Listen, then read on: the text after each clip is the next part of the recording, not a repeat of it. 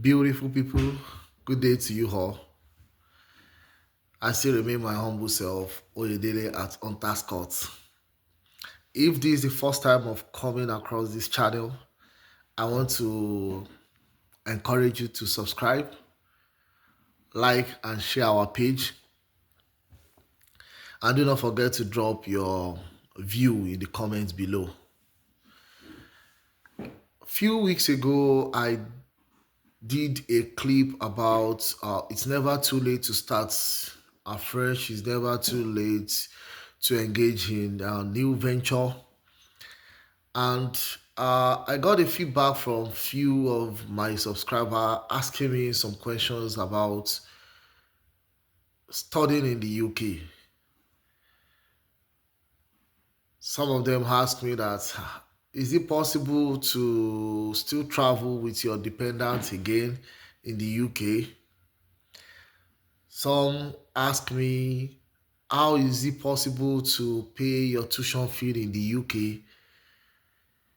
This video is going to address the two questions, and I will want you to patiently follow me.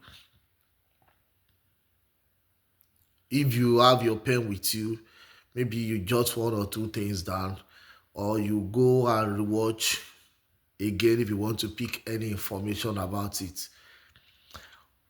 First advice I'm going to give to you is that if you want to engage in traveling, so to speak, generally, I want to tell you, don't be lazy. Why? Agents that you are consulting, that they are telling you, go to Australia, go to this, is this, that is.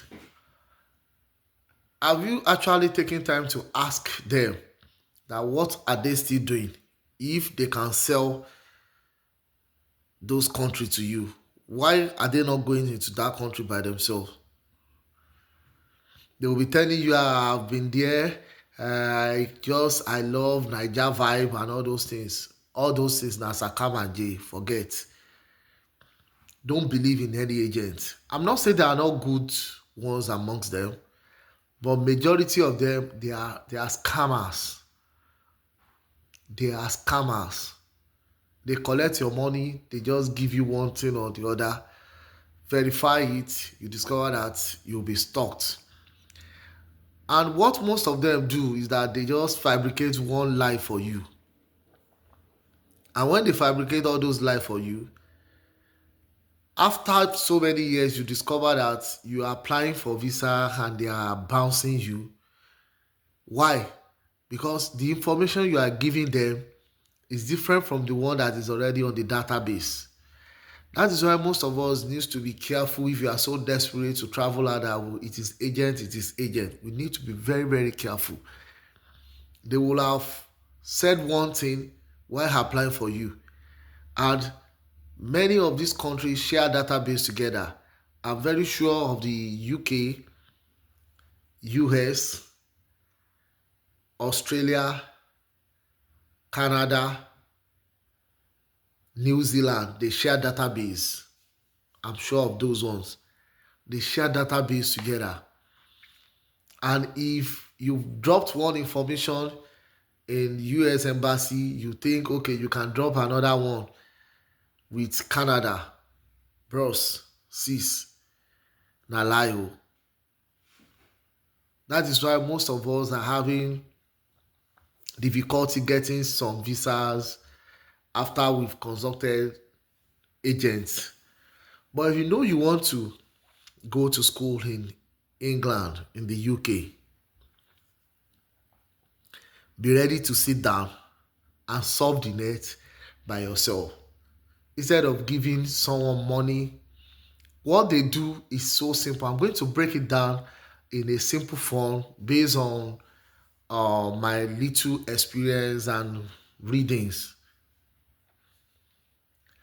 What you must first decide is, which course do I want to go for? You must make up your mind. What do I want to do? You want to go for this course. And you are going to check on the internet, you Google cheap college, cheap universities offering masters or PhD for so course. Just write it on Google. Give Google the assignments. Give you those options. Cheap university in the UK offering masters in computer science. They are going to give you options. Then you will be reading one by one. You compare the tuition fee based on your pocket. You consider all other things that I'm going to tell us. When the internet presents those schools to you, what are you looking for? You are looking for tuition fee. How much is that tuition fee? You compare those tuition fees. Okay, will I be able to afford this? You consider the duration of the course. You consider, do you have anybody within that vicinity that could help with landing, accommodation when you land, before you acclimatize and get your own accommodation. Those things are very, very important so that you will not be stranded. You check how much is their deposit. Those are the things you check. How much is their deposit? If the tuition fee is 15,000, let's say for example, some schools will say drop 1,000, that's the deposit. Some will say drop 3,000. Some will say drop 50%.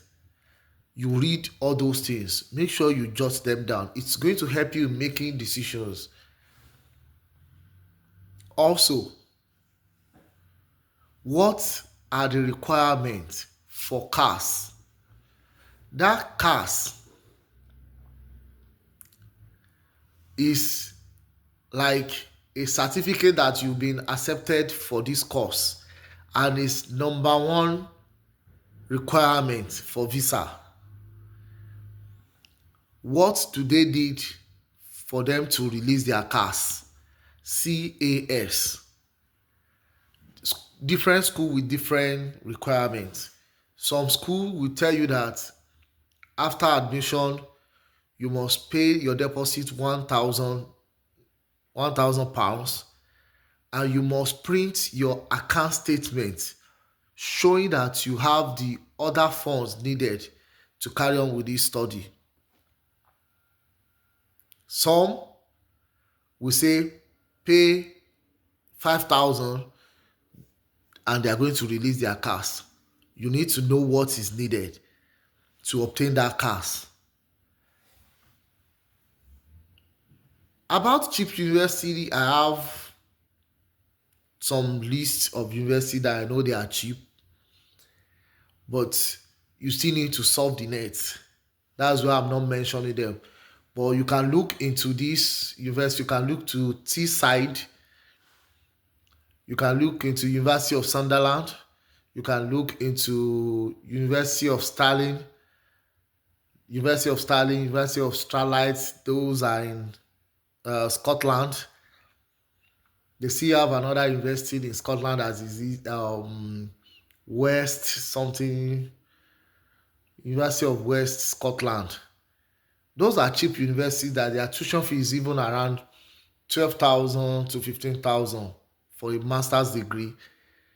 University of Wales, you have University of Wolverhampton, you have University of Hertfordshire, you have Bedfordshire, Nottingham, Trent University. Just Google, you will see those cheap universities that they are affordable, and their requirement for CAS is achievable. You must be ready to solve the net. That is it.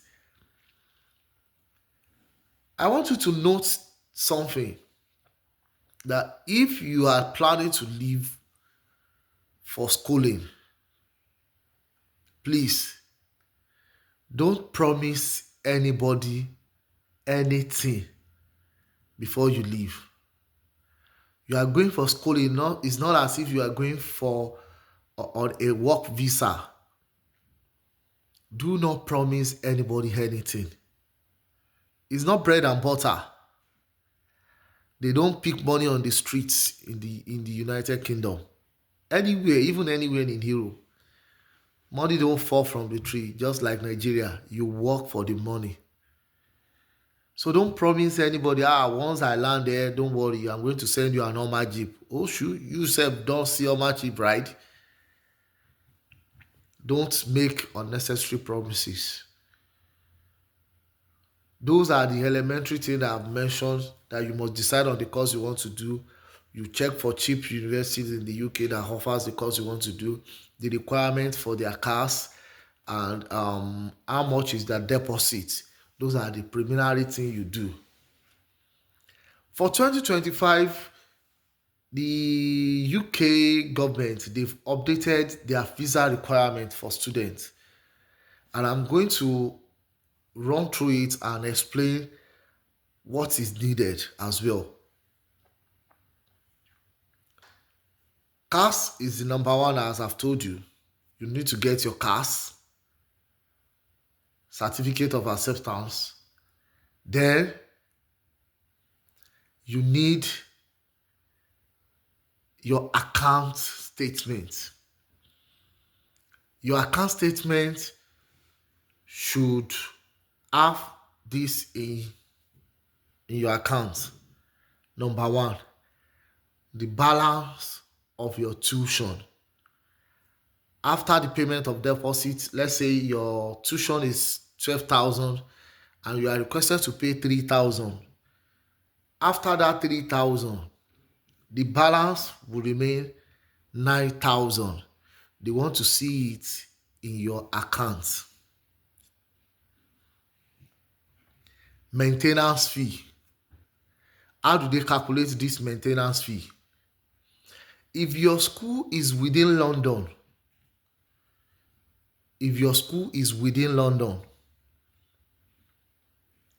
your maintenance fee per month is expected to be £1,483. £1,483 per month. And for 1 year course, they usually multiply it by 9. That means 9 months. Because they believe within 9 months you should be done with schooling. The first semester break, the second semester, which majorly is projects. So within 9 months, you should be done. So you multiply that monthly maintenance fee times 9 if you are within London. That means £1,483 times 9, which is going to give you £13,347. Don't forget you have your balance in your account if your school is within London. If your school is outside London, Wales, Scotland, Northern Ireland, you are expected to have £1,136 per month for your maintenance fee. Why? Because standard of living is higher in London than all those places that I've mentioned. So if your school is outside London, you are expected to have £1,136 per month. If you multiply that by 9 for a 1 year course, it's going to give you £10,224 per year. That is your maintenance fee for a 1 year course. If you are doing a 2 year course, if you are doing a PhD, you multiply accordingly. That means you have your tuition fee balance, maintenance fee inside your account. That is what they want to see in your account. And it must be domiciled in your account for the last 28 days. You get me right? For the last 28 days, the money must have been in your account for 28 days. You are going to print the statement that is going to show that that money has been domiciled in your account for 28 days. Before printing it out, if it is requested for your cars, you present it for your cars with the evidence of payment for your deposit. If it's not requested, then that is the one you are presenting at the embassy for your visa. Also note that those in the UK, if you're already in the UK for the past 12 months, you don't need to present any maintenance fee in your statements. You don't need to show any maintenance fee. If you're already in the UK, you don't need to show it.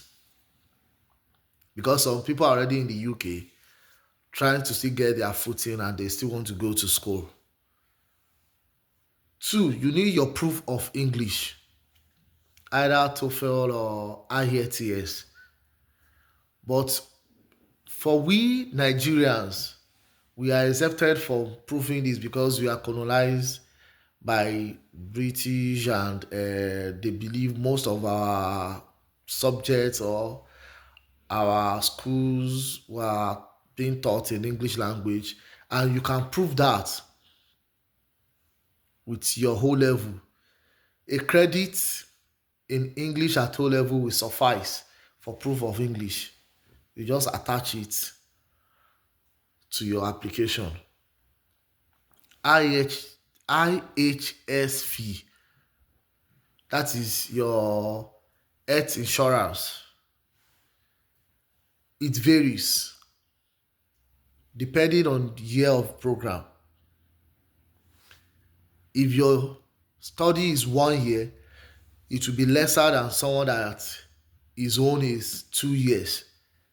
So you need to check online how much is IHS for so course 1 year is going to give you. Everything is online. Don't be lazy. You need your valid international passport. Your valid international passport. Well, someone call me sometimes that I want to travel out. This I said, you want to travel out? Okay, no problem. Why is your passport? He said he just want to process the passport. That person is not ready. If you know you are ready to travel out, first thing you get is your international passport. So that is why it's still listed on the requirements. And for now, no dependent is allowed for master's degree again.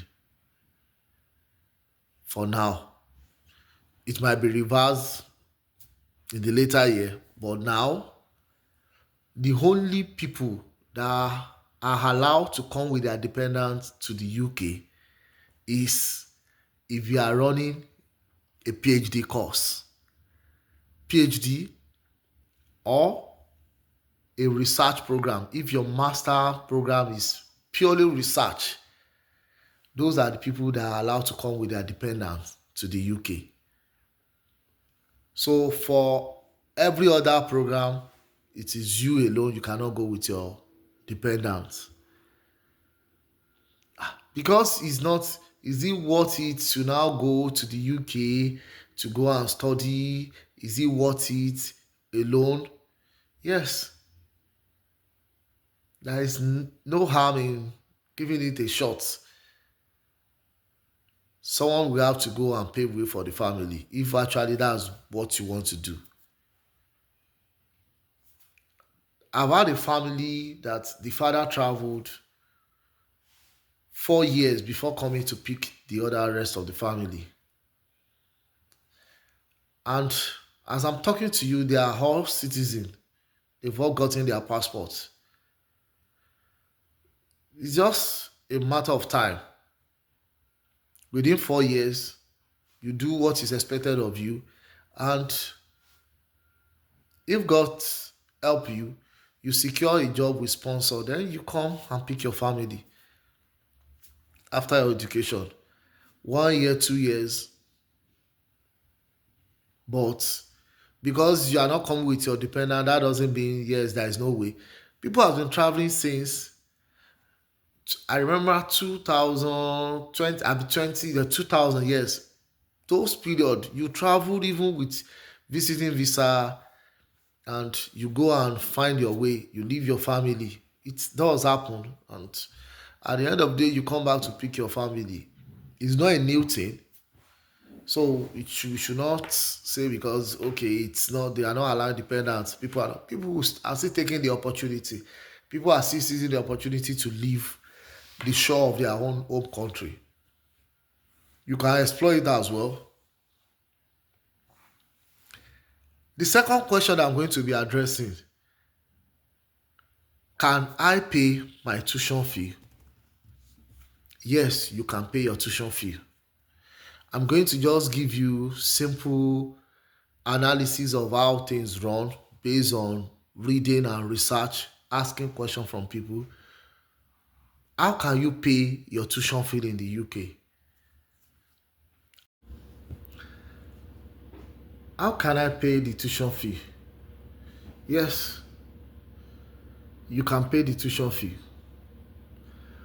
All you need to do is to stick to the plan, deny yourself, endure, and you discover that you're able to. I'm going to give you the breakdown of how your incomes might look like.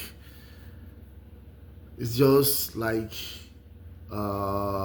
informations gathered from left, right, and center, and with proper advice, you should be able to arrive at something reasonable. As a student in the UK, you are only allowed to work 20 hours a week, and in that 20 hours a week, if you are fortunate to secure an employment that gives you like £12 per hour, £12 per hour times 20 in a week, that's like £240 a week. And in 4 weeks, that's £960 in a month. See, when you come into the UK alone, I will advise you stay in a shared apartment. There is a brother of mine that went to the UK, and he told me that he went with two of his friends, making free, and they secured an accommodation, a two-bedroom apartment, and the total expenses for that apartment, including their feeding, was estimated around £1,200 per month. This includes the house rent, the bills, electricity, internet, and three of them have to contribute £400 every month. They use like 300 to buy food, stuff, and all other things needed in the house. They manage themselves for a month, and that is how they manage themselves. And presently, they are done with their academics, and three of them have actually paid their tuition fee. This was outside London. I'm talking of Scotland. They are able to manage themselves. If you have 960 in a month and you're able to drop 400, including your housing and feeding, then I told you there is no big man in Ogodoyinbo. You buy your bus ticket maybe around £80 a month. You should be able to keep or to pay 450 out of your tuition fee every month. And for the first semester, 3 months, if you are able to pay 450, that means you are able to pay like 1,350 thereabouts out of your tuition fee. Some schools allow that. That's why it has to be in your research how you pay instrumentally. 1,350 for the first 3 months, and you go on break. If you go on break, during break, you are allowed to work unlimited. Some people do work 7 days, it depends on your strength. Some 5 days. At least let's just stick to, if you are able to work like 12-hour shift for 5 days, that means you should be able to go home in a week with around £720 per week. So if you have £720 and the school is on vacation for 3 months, which is always an advantage for people coming in January. January always have this opportunity of that 3 month stretch between first semester and second semester. So most of them usually pay their tuition fee, finish their tuition fee around that period.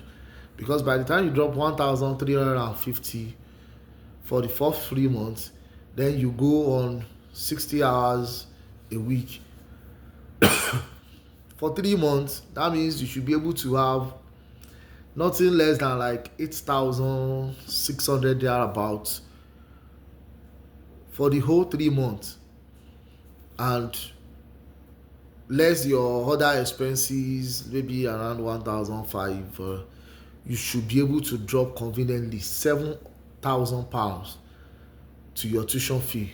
That time you've reduced the tuition fee to the BRS minimum, and you're during the last semester, which is your project time and every other thing. Some schools might even allow you to work more hours even while your project, but some schools are so stringent, that they are so strict that you don't have to just abide by the rule, because by abiding by those rules is going to determine maybe you are going for post study, because they are going to cross check everything. Stick by the rule, check the rule, stick by the rule, live by the rule, then you don't have any issue. So if you are able to pay like 7,000, that means your tuition fee will have been drastically reduced. The last 3 months, okay, let's say you're working, you go back to your 20 hours per week, then 1,350, you are done with payment. At least if your tuition fee is 15,000, you should be able to pay up the remaining balance. If not, it's going to remain small change, and I'm not sure you won't be able to pay. So it's with planning, you can. For people that are already in the UK, that they are here with their spouses, I said it's easier, because with the support of your spouse, you will be able to pay. While you are working 20 hours, he or she will be working full hour. Then you'll be able to balance things up, and in no time, 1 year, 2 years, you're done. If you want to go for post study, most of the time after your study is completed, you still have like 3 to 4 months extra time, because your visa does not actually end when your study finishes. You have like 3-4 months to still work and do other things. You might be lucky to have a sponsored job, then you go and bring your family. One thing is that someone has to sacrifice for the family. The decision is yours. Sit down, make sure you are making the right decision. Decide what you want to do. If you are single, yes, it's good for you. Just decide. You'll be able to pay your tuition fee. I'll see you in my next video. I still remain my humble self, Oyedele at Hunters Court. Remain blessed.